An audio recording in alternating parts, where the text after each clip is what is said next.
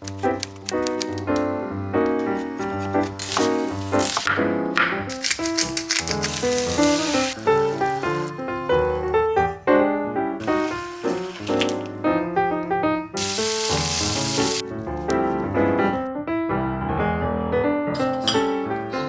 everyone, it's very chilly outside and to be honest, I love this weather. So today I'm going to cook up 3 different pasta dishes to warm up your soul.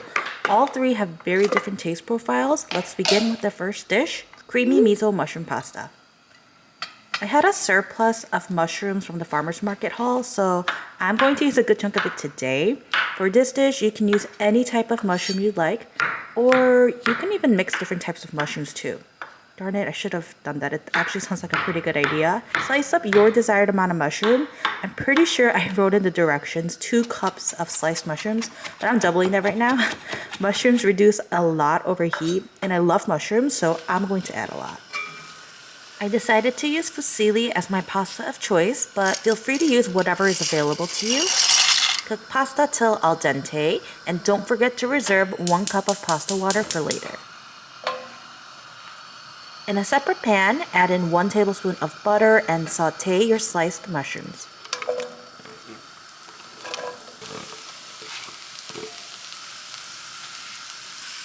Once this is somewhat browned, add in miso and sauté it all together for about 1 to 2 minutes.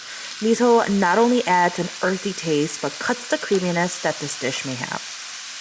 The key is to not have miso overpower the dish, but just a little bit to make you kind of tilt your head to the side to figure out what that special ingredient is in the sauce. This is my idea of the perfect amount.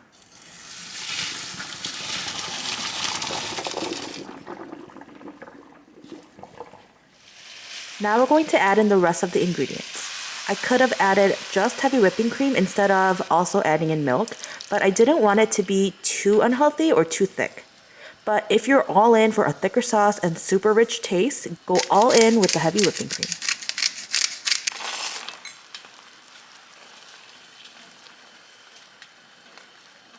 Now add in the cooked pasta and give it a good stir until the sauce has somewhat reduced. But my tip is to never reduce the sauce too much on heat because the pasta will continue to absorb the sauce as time goes on. This goes for all pasta dishes, so you always want to make sure that you have a good amount of sauce in the pan when you plate or serve.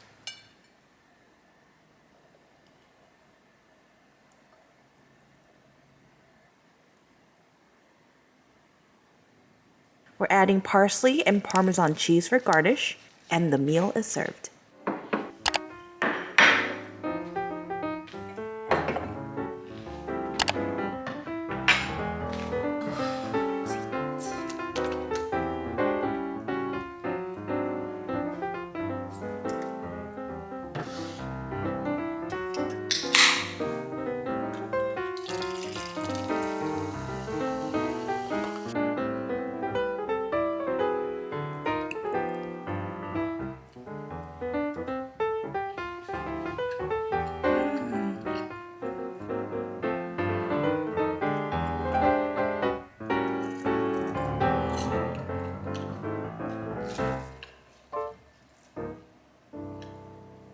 Moving on to our second dish, spicy gochujang pasta. I will have to put it out there, this was my favorite. There was something about the spiciness from gochujang and the heavy cream all filled into the penne noodles that we'll use. Oh my god, it's so much flavor bursting from every direction possible. The taste is very unique and different. I can't wait for you guys to try this one out. As for the protein, I will be using sweet Italian sausages, but use any type of protein that you'd like. I do like using sausages for red sauce dishes like this. Drizzle 1 tablespoon of olive oil and add in 2 Italian sausages that are cut up. To this, add in minced garlic and saute it all together so that the fragrance from the ingredients can mix together.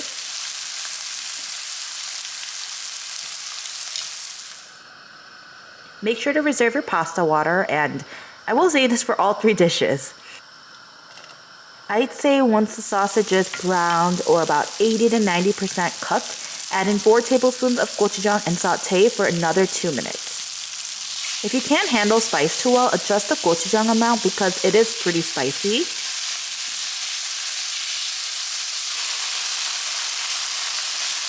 Then add in your heavy whipping cream and let it reduce and thicken for about 2 more minutes.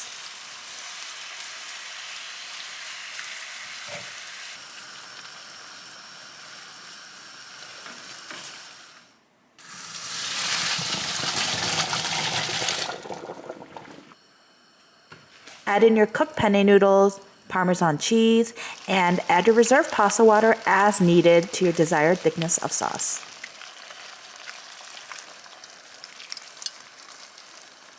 Now we're gonna give this all a really good stir. I mean, doesn't this look amazing already? It honestly doesn't even look like I added gochujang on there, and you really can't tell until you taste it.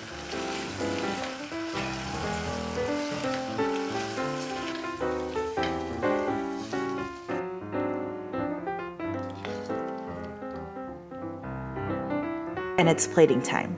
We're adding parsley and freshly grated Parmesan cheese for garnish. This is such an amazing Korean-Italian fusion pasta dish. Let's give it a try.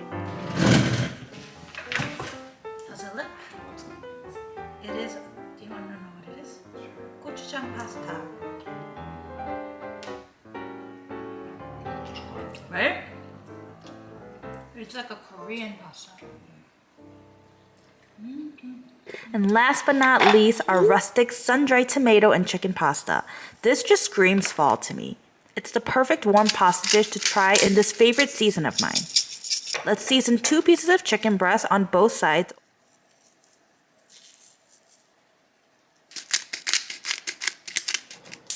Over medium to high heat, we'll cook this chicken with some olive oil.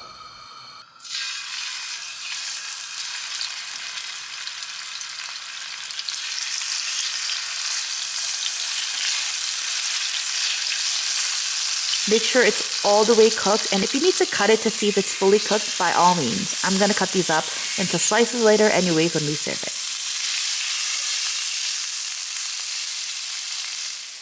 This dish will require some more vegetables, so let's mince up our garlic and slice up 1/4 of a red onion. You know what would have been even better? Shallots, but red onions will do. This chicken is all done cooking, so we'll set it aside. And now, without wiping down our pan, add in 1 tablespoon of butter and 2 tablespoons of oil from the sun-dried tomatoes. Saute your garlic and onions in this fragrant oil, and we can't forget the sun-dried tomatoes.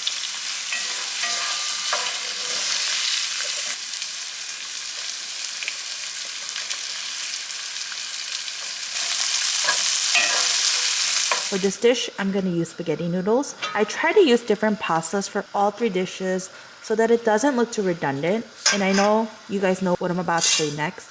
Reserve 1 cup of pasta water. I promise that's the last time you'll hear me say it in this video at least. Add heavy whipping cream, salt, smoked paprika, and black pepper, and let it reduce for 5 minutes.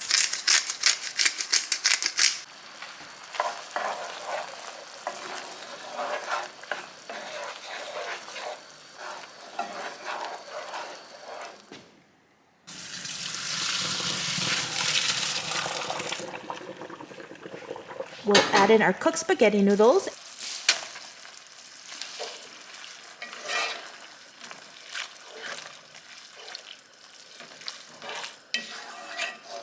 And to give it some color, add lots of baby spinach. Feel free to add as much spinach as you'd like, and similar to mushrooms, these reduce a lot once cooked.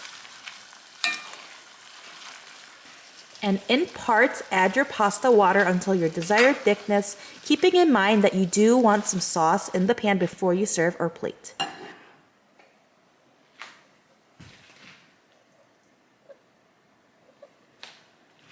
Now for finishing touches, parsley and Parmesan cheese for garnish, and voila! A super rustic pasta dish is complete.